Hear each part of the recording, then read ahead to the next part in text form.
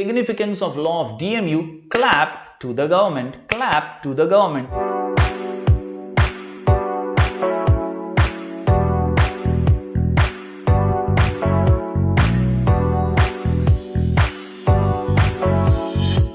Hello everyone, मैं हूं जयेश राजगौर और स्वागत है आप सभी का इस नए इंटरेस्टिंग यूट्यूब वीडियो में। दोस्तों, हम पढ़ रहे हैं क्लास 12th का इकोनॉमिक्स न्यू सिलेबस। यहां पर हम पहुंच चुके हैं चैप्टर नंबर 2 यूटिलिटी एनालिसिस के एक महत्वपूर्ण पड़ाव पर। आज का क्वेश्चन है significance of law of diminishing marginal utility यानी significance of law of DMU. दोस्तों, पिछले कुछ वीडियोस में हमने law of diminishing marginal utility को पूरी तरह से समझा, उसके अजम्पशंस और एक्सेप्शंस को जाना। आज हम जानेंगे कि क्यों और किनको ये लॉ बहुत ज्यादा काम आता है, बहुत ज्यादा इंपॉर्टेंट है, बहुत ज्यादा सिग्निफिकेंट है। तो बहुत ही सिंपल सा और छोटा सा आंसर है, बोर्ड एग्जाम में आ सकता है और इसीलिए इस वीडियो को अंत तक जरूर देखिएगा। और अगर आप चैनल पर नए हैं तो जरूर से सब्सक्राइब कीजिए, बेल आइकन दबाइए, क्योंकि यहां आपको लगातार ऐसे ही इंफॉर्मेटिव वीडियोस मिलते रहेंगे। तो दोस्तों, चलिए सबसे पहले रिकैप कर लेते हैं हमारे लॉ के स्टेटमेंट को। जैसा कि आप सब जानते हैं, अल्फ्रेड मार्शल कहते हैं other things being constant ABPD DIS, ABPD DIS। जी हां, additional benefit which a person derives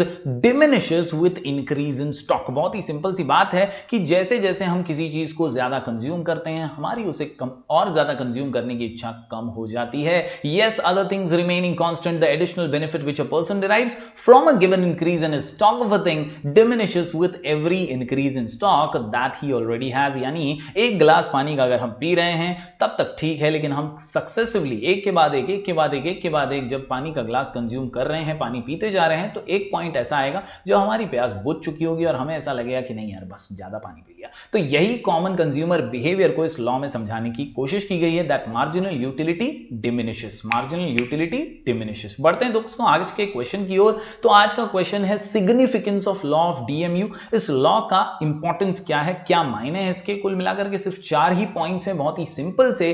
clap to the government, clap to the government, clap to the government. जी हां, क्लैप टू द गवर्नमेंट यानी consumer के लिए बहुत काम का है।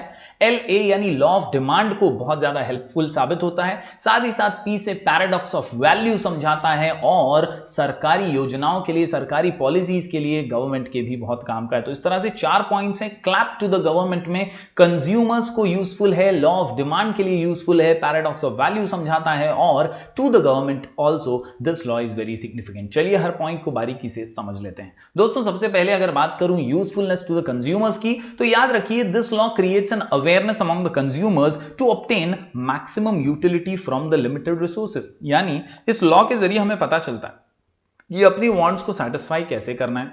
हमें समझ आती है कि बॉस, जब हम सक्सेसिव यूनिट्स कंज्यूम करते हैं तो हमारी इच्छा जो है कम हो जाती है धीरे धीरे। तो हमें ये एक नॉलेज प्रोवाइड करने वाला लॉ मिला है जिससे हम रिसोर्सेस का पर्याप्त यूज कर सकें, उन्हें वेस्ट होने ना दें। Yes, to obtain maximum utility from the limited resources it is necessary to diversify the consumption. तो हम अलग अलग चीजें अगर कंज्यूम करेंगे तो ऑटोमेटिकली मार्जिनल यूटिलिटी डिमिनिश नहीं होगी, वो बढ़ जाएगी। तो इसीलिए this law is significant to the consumers, it is very very useful. बढ़ते हैं दोस्तों अगले पॉइंट की ओर। तो अगला आसान सा पॉइंट है basis of law of demand. अगले कुछ चैप्टर्स में दोस्तों हम लॉ ऑफ डिमांड पढ़ने वाले हैं। यहां पर हमें समझाया जाता है कि एक कॉमन कंज्यूमर जो है उन्हीं चीजों की डिमांड करता है जो थोड़ी सी सस्ती होती हैं, जिनका प्राइस जो है वो थोड़ा कम होता है। ये ऑफन हम देखते हैं दोस्तों कि सेल लगता है तो हम तेजी से वहां जाते हैं और खरीदने की कोशिश करते हैं ज्यादा से ज्यादा, क्योंकि सस्ता मिल रहा है। तो यही कॉमन कंज्यूमर बिहेवियर यूटिलिटी से डिराइव हुआ है। अल्फ्रेड मार्शल का ये लॉ हमें यही समझाता है। The law of demand is based on the law of diminishing marginal utility.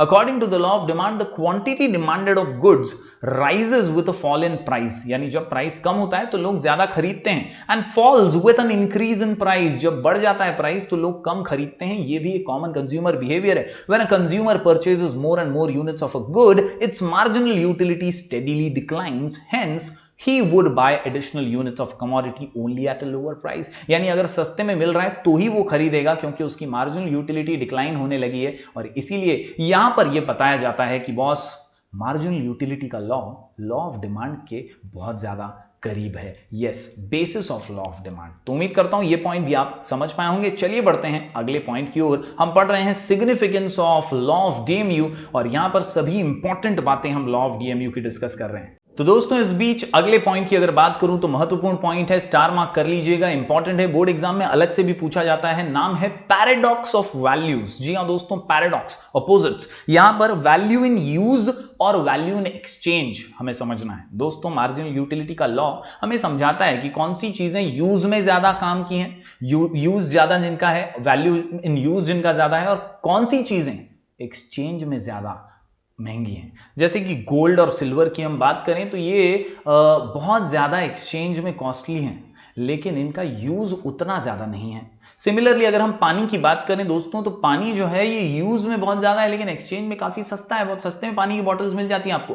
Yes, that is what is called as paradox of values. The law of diminishing marginal utility helps us to understand these values. It includes goods that have more value in use and zero or less value in exchange. ऐसे कई goods हैं जिनका exchange में यानी दाम बहुत ही कम है, लेकिन यूज बहुत ही ज्यादा है, such as air, water, sunshine etcetera. बहुत ज्यादा यूज है, फ्रीली अवेलेबल है। As well as goods that have more value in exchange and less value in use such as gold, diamonds etcetera. तो इनके बीच का कोऑर्डिनेशन भी, इनके बीच का जो वैल्यू इन यूज और एक्सचेंज है वो भी हमें समझ आता है मार्जिनल यूटिलिटी के लॉ की वजह से। दोस्तों यहां हम समझ पाते हैं कि कैसे हम डिमांड करते हैं, कैसे हम उन्हीं चीजों को परचेज करते हैं जिनमें हमें यूटिलिटी नजर आती है, और सक्सेसिवली कंज्यूम करने पर हम चाहते हैं कि हमारा सेटिस्फैक्शन जो है मैक्सिमाइज हो जाए, और इसी से पैराडॉक्स ऑफ वैल्यू जुड़ा हुआ है। बढ़ते हैं दोस्तों आगे।